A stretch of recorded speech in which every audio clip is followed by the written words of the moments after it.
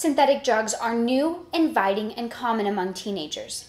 In fact, 1 in 9 12th graders have tried or regularly used synthetic marijuana. Synthetic drugs, or designer drugs as they are often called, are man-made drugs similar to popular, more natural ones in our environment. Examples of these are synthetic cannabinoids, bath salts, and LSD.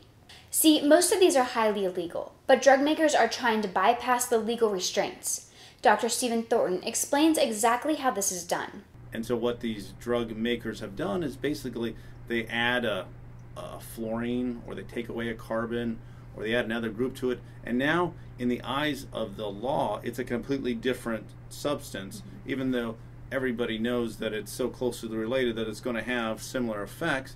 And so what happens then is the government figures out that they're using this substance, they ban it. Well, guess what happens? They just change it a little more. Now there are probably 60, 70, 80 different synthetic cannabinoids out there. Some of them we don't even know if people are using them or where they're using them because they're so new.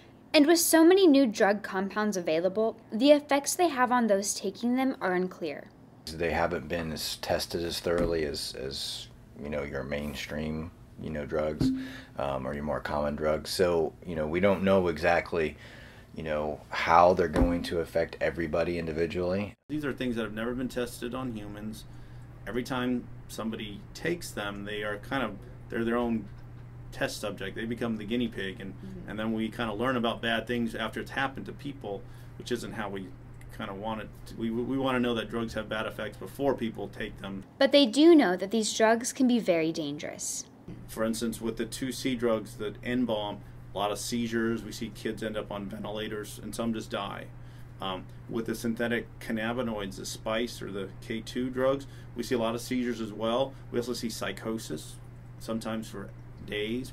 Kids will be completely psychotic, a lot of nausea, vomiting. Sadly, last Mother's Day, one Indiana family found this out the hard way. 3 boys took the same thing, and they went to bed, and the next morning Sam did not wake up. Sam Matse was only a sophomore in high school when he lost his life because of synthetic drugs. He was an honor roll student, an athlete, and a first-chair tenor sax and band. So he had plans, he had goals, he knew where he was going. How he died does not at all reflect how he lived his life. Sam and his 2 friends took N-bomb, or synthetic LSD. N-bomb is in a higher class of synthetic drug than K2 or spice, which is the synthetic version of marijuana. They share a lot of the same properties as with methamphetamine, but they've been manipulated in such a way that they cause a lot of hallucinations. So they're kind of like, one way to think of it is they're kind of like LSD crossed with methamphetamine. So you get a lot of the same very adverse effects from the methamphetamine part of it. Your heart rate gets real fast, your blood pressure gets real high. But you also get all the other stuff from the hallucinogen part. And typically, this higher class of drug comes with a higher risk.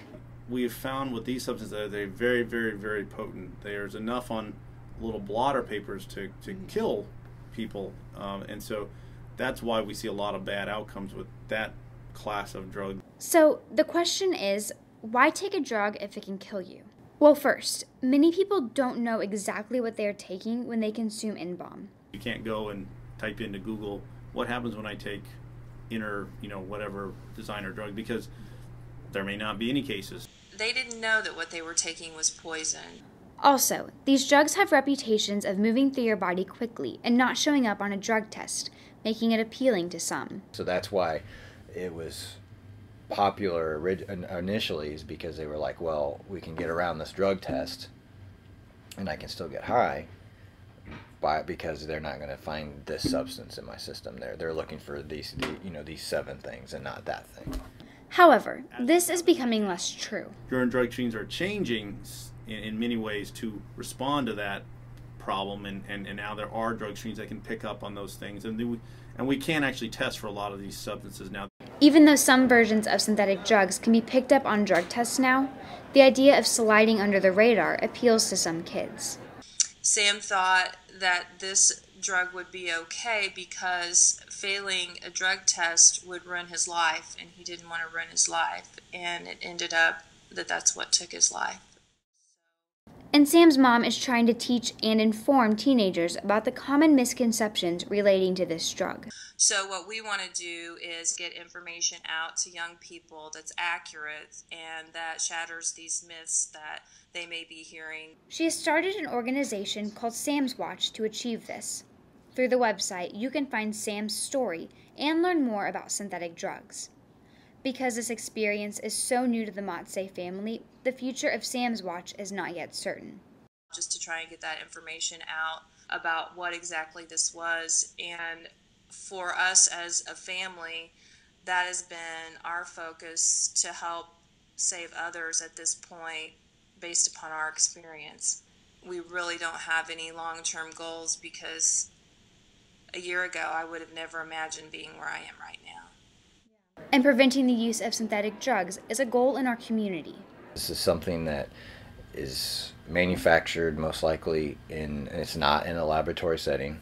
It's not done in a safe manner. You basically become the guinea pig. We don't know what this stuff is. We don't know what it does to humans. There's no studies. You could take it and nothing could happen. You could take it and you could die. Putting something into your body, number one, that you don't know how it's going to affect you. And number two, you don't know the long-term effects of one-time use even. You know, and is it really worth it? You know, that's what I would say is, if it's not, and I don't know what it's going to do to me, then, you know, how's it safe for me to use it? That's an awfully big risk to take when you're 16, 17, 18 years old, you know. With photographer Daniel Gorman, this is Mackenzie Elliott, reporting for Titan Television.